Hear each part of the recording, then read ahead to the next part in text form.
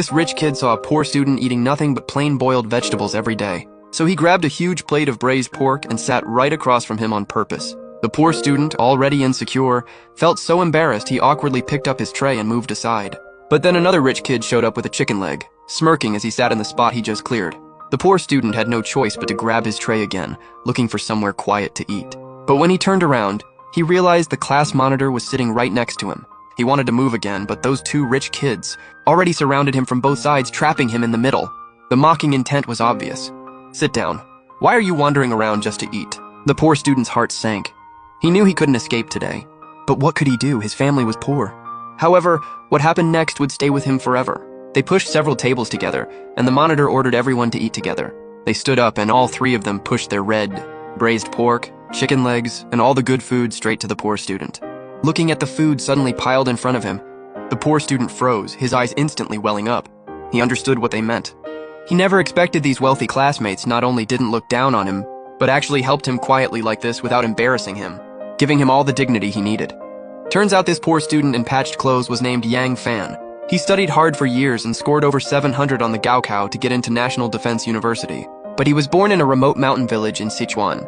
His parents were poor farmers with no real skills. Even eating every day was a struggle. To save money on the train ticket to school, Yang Fan actually left home half a month early wearing torn canvas shoes, planning to walk hundreds of kilometers to get to school. When he got hungry or tired, he'd just eat some hard cold steamed buns, never daring to stop walking. Having hope kept him going, but this was basically impossible.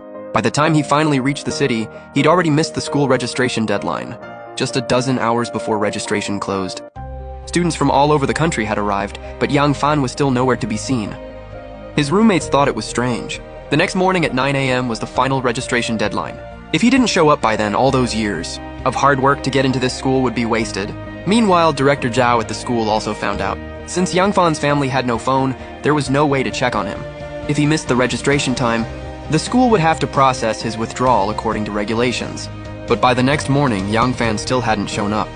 His roommates started worrying about this new classmate they hadn't even met yet. "Our roommate, if he doesn't come before 9 o'clock, will he really get expelled? What do you think? School rules aren't a joke. Besides, we're national defense students. It'll definitely be stricter." In the end, no miracle happened. Yang Fan still couldn't make the registration deadline. He finally hitched a ride and arrived at school too late. But he didn't know his file was already being stamped with expulsion. Yang Fan didn't rush to registration. Instead, he found a corner to change out of his worn-out cloth shoes and carefully tucked them into his backpack. Then he grabbed his luggage and ran desperately toward the academic building. But because he was running too fast, he accidentally bumped into the roommates who'd been worried about him. "Who? You blinking? Someone's still registering."